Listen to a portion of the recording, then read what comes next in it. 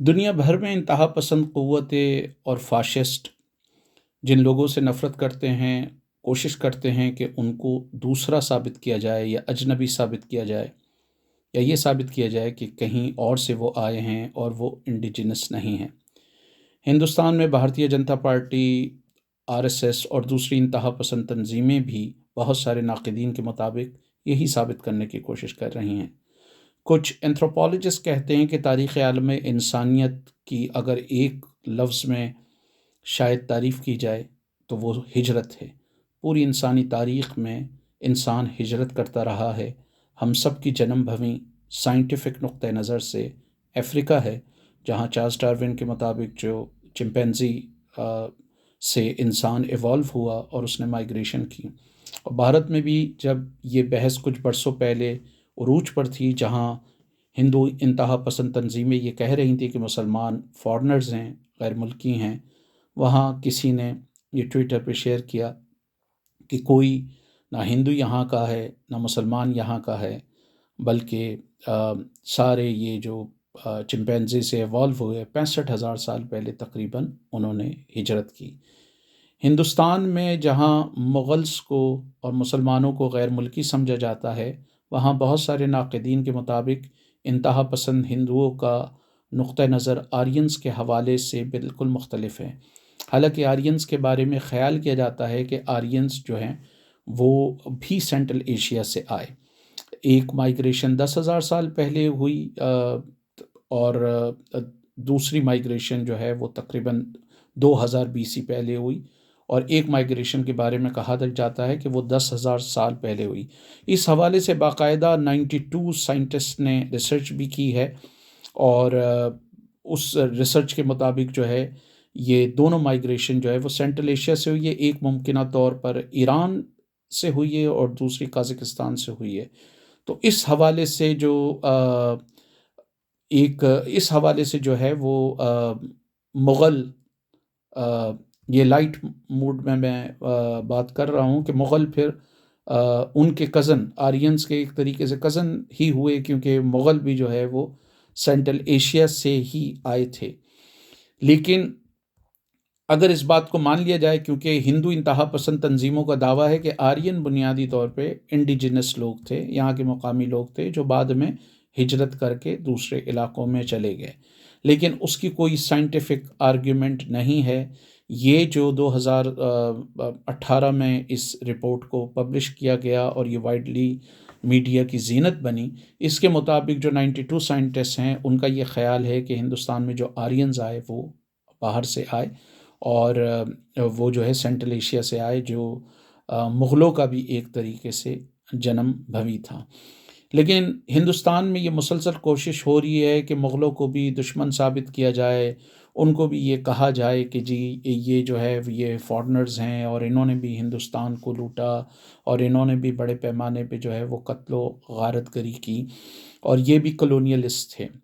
हालांकि कॉलोनियलिज़म की जो ओरिजिनल डेफिनेशन है वो ये है कि दौलत आप पेरिफेरीज से लूट कर लेके जाते हैं कॉस्मोपॉलिटन तक। हो सकता हो बाबर तक ये बात किसी हद तक सही हो, क्योंकि बाबर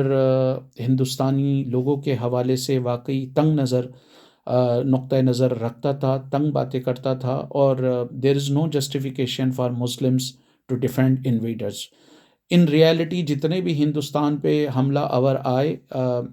आम मुसलमान को, आम गरीब मुसलमान का उससे कोई लेना देना नहीं, और बहुत सारे इन हमला आवरों ने ना सिर्फ जो है वो हिंदू आबादियों को टारगेट किया, बल्कि ख़ुद मुसलमानों का बड़े पैमाने पे कत्लेआम किया। नादिर शाह उसमें एक बड़ी मिसाल है, जिस तरह वो आए और उन्होंने उसने हमला किया और उसने मुसलमानों को और हिंदुओं को और हिंदुस्तान के तमाम वासियों को मारा। तो इन हमला आवरों के नाम पर एक आम गरीब हिंदू और मुसलमान को आपस में नफ़रत नहीं करना चाहिए, और लड़ने की कोई जस्टिफिकेशन नहीं है। लेकिन जहाँ तक फैक्चुअल सिचुएशन है कि कॉलोनियलिस्ट, ज़्यादातर जो कॉलोनियलिस्ट रहे वो कॉस्मोपॉलिटन में रहे। मसलन बरतानिया के जो हाकिम थे वो बरतानिया में ज़्यादातर रहे, हिंदुस्तान से, केनिया से, दुनिया के कई इलाकों से वो रॉ मटेरियल और दूसरी चीज़ें कॉस्मोपॉलिटन लेकर गए। فرانس اسی طرح، فرانس نے انڈو چائنا پہ قبضہ کیا، مڈل ایسٹ کے علاقوں پہ قبضہ کیا، نارتھ افریقہ پہ کیا، افریقہ میں تقریباً 15-16 سے زیادہ اس کی کالونیز تھیں۔ وہاں سے جتنا را مٹیریل اور جو افریقی مورخین کہتے ہیں کہ جتنی دولت لوٹ کے لے جائی گئی وہ میٹروپولیٹن میں لے کر گئے، اور میٹروپولیٹن مثلاً جو پیرس تھا یا برطانیہ کا میٹروپولیٹن جو ہے وہ لندن تھا۔ اسی طرح بیلجیم نے کانگو کو لوٹا بری طرح، وہاں ربر پلانٹیشن قتل عام بھی کیا، اور دولت جو ہے وہ وہاں پر گئی۔ اور بالکل اسی طرح آپ دیکھیں کہ پورچگال اور اسپین، انہوں نے ایسٹک مایا اور ان کا ایمپائر سے لوٹا، اور ایک بڑے پیمانے پر جو ہے انہوں نے جو ہے وہ دولت لوٹ کر لسبن اور میڈرڈ لے کر گئے، اور وہاں پہ بڑے بڑے چرچ بنائے، بڑے بڑے کلیسا بنائے، بڑی بڑی عمارتیں بنائیں، بڑے بڑے قلعے بنائے۔ کچھ مغل ایمپررز کے بارے میں یہ کہا جا سکتا ہے کہ انہوں نے سینٹرل ایشیا کے کچھ علاقوں پر وہ دولت خرچ کی، لیکن بعد میں اسپیشلی ہمایوں کے بعد سارے لوگ یہیں سیٹل ہو گئے، یہیں پر رہے۔ ہندوستان کی کو دولت کو بڑھانے میں انہوں نے کردار ادا کیا۔ گو کہ کچھ ہندو رائٹ ونگر کہہ سکتے ہیں کہ جی گلوبل جی ڈی پی جو ہے وہ مغلوں کے بعد کم ہوا، لیکن یہ اب ایک اسٹیبلش فیکٹ ہے جس کو ششی تھرور سمیت بہت سارے ہسٹورینز بھی لکھتے ہیں اور اکانومسٹ بھی لکھتے ہیں، اور خالی یہ ہندوستان کے اکانومسٹ نہیں لکھتے بلکہ بہت سارے یورپی مورخین کا بھی یہ خیال ہے کہ انگریزوں کے آنے سے پہلے مغل ٹائم میں، اسپیشلی اورنگزیب کے دور میں، انڈیا 20% سے زیادہ گلوبل جی ڈی پی کو کنٹریبیوٹ کرتا تھا۔ نیچرلی اگر وہ دولت لوٹ کے لے کے جا رہے ہوتے، سینٹرل ایشیا وہ دولت لوٹ کے جا رہے ہوتے، تو یہ جی ڈی پی کی یہ شرح نہیں ہوتی۔ کچھ مورخین نے لکھا ہے کہ یہ 23% تھا، کچھ نے 27% لکھا ہے۔ اور انگریزوں کے آنے کے بعد پھر انگریزوں کا رول رہا، اور جب وہ گئے ہیں تو 1947 میں ہندوستان کا G D P global G D P کا 5% یا اس سے بھی کم تھا۔ تو ہندو انتہا پسند تنظیموں کا یہ دعویٰ یا کچھ یوٹیوبرز کا دعویٰ کہ نہیں جی مغل بھی اسی طرح کلونیلسٹ تھے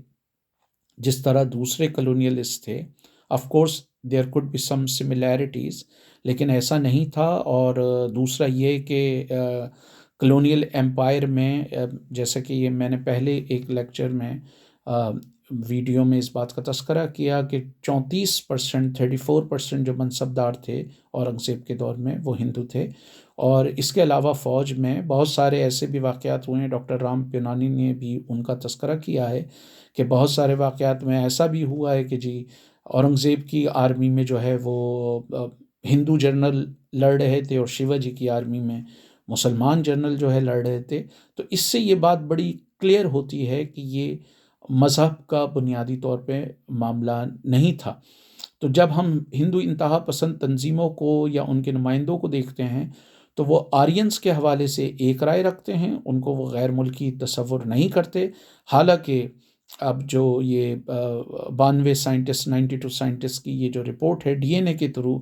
جس کا سائنٹیفک ایویڈنس ہے، یہ قازقستان اور ایران سے آئے تھے، اور تقریباً ایک مائیگریشن اب سے 10,000 پہلے یعنی 7,000 BC پہلے ہوئی تھی before the birth of Christ, اور دوسری تقریباً جو ہے وہ 3,000 یا 2,000 BCE ہوئی تھی before the birth of Christ. اور اس کو جو ہے وہ کیونکہ یہ سائنٹیفک ٹروتھ ہے، اس کو جھٹلایا نہیں جا سکتا، لیکن ہندوستان میں سیاسی مفادات کے لیے یہ بات کی جاتی ہے کہ آرینز غیر ملکی نہیں تھے، جن کا اسٹیبلش ہو چکا ہے، اور مسلمان جو سینٹرل ایشیا سے آئے، مغلز جو آئے، جو اسی دھرتی کے باسی بن گئے، سن آف دا سوائل بن گئے، وہیں ان کی تدفین ہوئی۔ ان کے طرز زندگی پہ بالکل تنقید کی جا سکتی ہے، ان کے نوروز منانے پر، ان کے عیاشیوں پر، شاہ خرچیوں پہ تنقید کی جا سکتی ہے، لیکن یہ شاہ خرچیاں تو اس طرح کی جو پیسے لٹانا وہ ہندو راجے اور مہاراجے بھی لٹاتے تھے۔ تو یہ حاکم طبقات کا مسئلہ تھا، جو وہاں کے کسان تھے، کسانوں کی حالت مغلوں کے دور میں بھی بہت اچھی نہیں تھی، اور ہندو راجا مہاراجا جہاں حکومت کر رہے تھے وہ بھی کوئی بہت اچھی نہیں تھی، فائدہ حاکم طبقات کو ہی ہو رہا تھا۔ لیکن بہرحال کچھ مورخین لکھتے ہیں یہ ضرور فرق تھا کہ جب مغلوں کے دور میں قحط آتا تھا تو وقتی طور پہ ٹیکس کو معاف کر دیا جاتا تھا، لنگر خانے بھی کھولے جاتے تھے تاکہ لوگوں کو کھانے کو ملے، لیکن برطانوی دور حکومت میں ایسا نہیں ہوا، لوگ مر رہے تھے، اس کے باوجود جو ہے ان سے ٹیکس بھی لیا گیا اور اناج کو ایکسپورٹ بھی کیا گیا۔ تو مغلوں کے حوالے سے اور آرینز کے حوالے سے ہندو انتہا پسند تنظیموں کے رویے جو ہیں ان کو بہت سارے ناقدین منافقانہ کہتے ہیں۔